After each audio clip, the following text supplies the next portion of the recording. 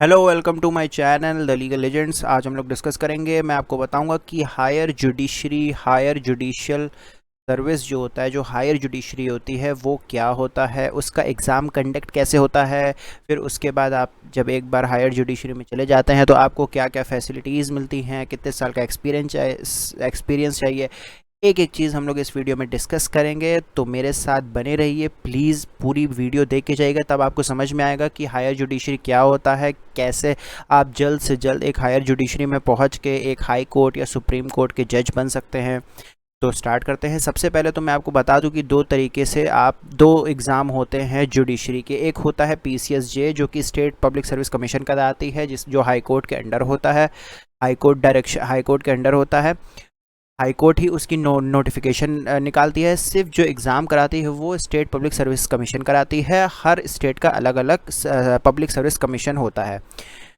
उसके बाद है हायर जुडिशरी। हायर जुडिशरी भी हाई कोर्ट कराती है। हर स्टेट में एक हाई कोर्ट होती है। फिर वही हाई कोर्ट जो होती है वो हायर जुडिशरी का भी एग्ज़ाम कराती है। हर स्टेट में अलग अलग होता है। तो जिसे हम लोग हायर जुडिशियल सर्विसेज कहते हैं, HJS कहते हैं। HJS हाई कोर्ट कराती है। जैसे कि PCSJ में 3 स्टेप होते हैं, प्रीलिम्स, मेंस और इंटरव्यू, वैसे ही हायर जुडिशियल सर्विस में भी 3 होते हैं, प्रीलिम्स, मेंस और इंटरव्यू। ठीक है। उसके बाद आप प्री देंगे, मेंस देंगे, इंटरव्यू देंगे। उसके बाद आपका जो अपॉइंटमेंट होता है वो डायरेक्टली डिस्ट्रिक्ट जज पे नहीं होता है। मैं आपको बता दूं कि आपका जो अपॉइंटमेंट होता है HJS एग्ज़ाम क्लियर करने के बाद, वो होता है एडिशनल डिस्ट्रिक्ट जज पे, ADJ के पोस्ट पे आप अपॉइंट होते हैं किसी भी डिस्ट्रिक्ट में। तो इसके लिए कुछ मिनिमम रिक्वायरमेंट्स हैं। उन रिक्वायरमेंट्स के बारे में हम लोग बात कर लेते हैं। वो रिक्वायरमेंट्स हैं, आपको 7 साल का एक्सपीरियंस होना चाहिए एज एन एडवोकेट। सबसे पहले आप 3 ईयर लॉ कर रहे हैं या 5 ईयर लॉ कर रहे हैं। जब आपका लॉ कंप्लीट होगा तो उसके बाद आप बार काउंसिल ऑफ इंडिया में रजिस्टर्ड होंगे। उसके बाद आप लॉयर बन जाएंगे। उसके बाद लॉयर के बाद अगर आपको एडवोकेट बनना है तो बार काउंसिल का आपको एग्ज़ाम देना पड़ेगा। तो जब आप बार काउंसिल का एग्ज़ाम देंगे उसके बाद आप किसी भी कोर्ट में आप अपने क्लाइंट को रिप्रेजेंट कर सकते हैं और आप फिर लॉयर से एडवोकेट बन जाते हैं। तो ये डिफरेंस होता है एक एडवोकेट और लॉयर से। तो आपको एज एन एडवोकेट 7 साल का किसी भी कोर्ट में एक्सपीरियंस होना चाहिए और आपकी एज जो है वो मिनिमम 35 ईयर्स होना चाहिए। ये मैं हायर जुडिशियल सर्विस की बात बता रहा हूँ। उसके बाद मिनिमम क्वालिफिकेशन हो गई। उसके बाद आप ADJ के लिए अपॉइंट होते हैं। प्रीलिम्स, मेंस, इंटरव्यू होता है। देखिए, 2 तरीके से आप डिस्ट्रिक्ट जज बन सकते हैं। एक तो रेगुलर प्रमोशन, आप PCSJ के थ्रू आए हैं, आप सिविल जज जूनियर डिवीज़न बन गए हैं। फिर उसके बाद 4 या 5 साल के बाद आप सीनियर डिवीज़न सिविल जज बनेंगे। उसके बाद आप CJM बनेंगे। फिर CJM के बाद आप असिस्टेंट डिस्ट्रिक्ट जज, फिर एडिशनल डिस्ट्रिक्ट जज, फिर डिस्ट्रिक्ट जज। ऐसे होता है। ये रेगुलर प्रमोशन हो गया आपका। मेरिट और आपका सीनियरिटी के हिसाब से आपका ये रेगुलर प्रमोशन होता है। फिर एक होता है थ्रू एग्जामिनेशन, जो कि मैंने आपको बताया कि HJS हर स्टेट हाई कोर्ट कराती है।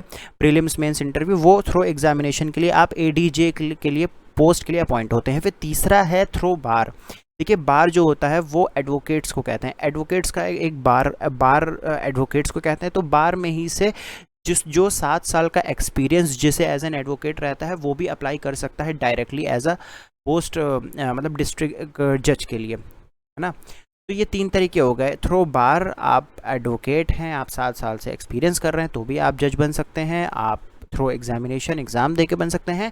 या तो अगर आप PCSJ का एग्ज़ाम जो लोअर जुडिशरी का है वो आप मान लीजिए उसको पास करके अगर रेगुलर प्रमोशन पे हैं, मतलब आप एक सिविल जज जूनियर डिवीज़न बन गए हैं, तो ऐसे करते करते आप सिविल जज सीनियर बनेंगे। उसके बाद CJM, फिर उसके बाद आप डिस्ट्रिक्ट कोर्ट में district as an additional district जज या असिस्टेंट या डिस्ट्रिक्ट जज, ऐसे करके होता है। सबसे पहले आप असिस्टेंट बनते हैं, फिर एडिशनल बनते हैं, फिर डिस्ट्रिक्ट जज बनते हैं। डायरेक्ट डिस्ट्रिक्ट जज नहीं बनते। जैसे कि आपको पुलिस में पता होगा कि डायरेक्ट इंस्पेक्टर का एग्ज़ाम नहीं होता हर स्टेट में, सब इंस्पेक्टर का होता है, SI का एग्ज़ाम होता है। वैसे ही आप मान लीजिए कि डायरेक्ट डिस्ट्रिक्ट जज का कोई भी एग्ज़ाम नहीं होता है, आपकी सीनियरिटी के हिसाब से डिस्ट्रिक्ट जज आप बनते हैं, या हाई कोर्ट या सुप्रीम कोर्ट।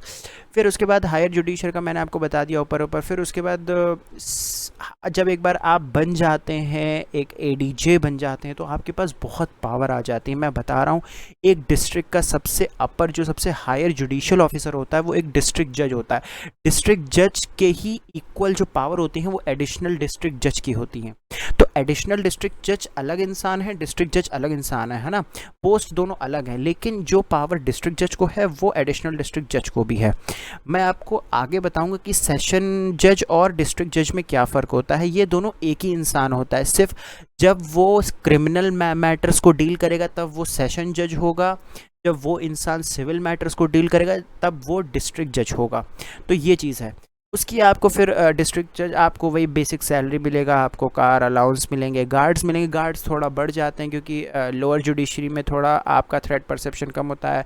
जब डिस्ट्रिक्ट कोर्ट में आता है, आप हायर जुडिशरी में है, तो आपका ऐसा माना जाता है कि थ्रेट परसेप्शन थोड़ा बढ़ गया, तो आप अपने सिक्योरिटी बढ़ा सकते हैं, आपको बंगलो मिलने ही मिलना है, क्योंकि आप उस डिस्ट्रिक्ट के सबसे हायर जो जुडिशियल ऑफिसर है वो है, तो आपको बंगलो मिलता है, आपको फ़ोन इंटरनेट मिलता है, आपको वही पेट्रोल वगैरह जो मैंने बताया था वो सब मिलते हैं, कन्वीनियंस के लिए कार मिलती है, आपको सिक्योरिटी मिलती है, पर्सनल प्यून्स मिल के उसके लिए भी सारे आपको मतलब पैसे वगैरह दिए जाते हैं, इलेक्ट्रिसिटी वाटर चार्जेस सब कुछ आपको जितना भी लिखे सब दिया जाता है।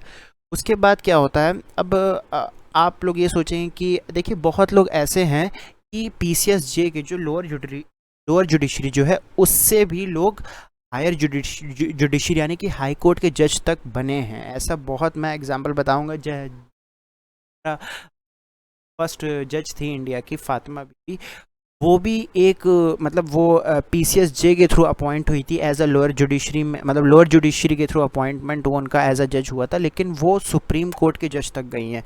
इंडिया की जो पहली फीमेल जज थी फातिमा बीबी की मैं बात कर रहा हूँ। तो ऐसा है कि अगर आप जल्दी बनना चाहते हैं, मतलब कि आप हाई कोर्ट जज बनना चाहते हैं, तो आपके लिए ये जो एग्जामिनेशन वाला है और एडवोकेट वाला है, थ्रो बार वाला और थ्रो एग्जामिनेशन वाला है, वो थोड़ा जल्दी आपको हाई कोर्ट जज तक पहुंचा सकता है।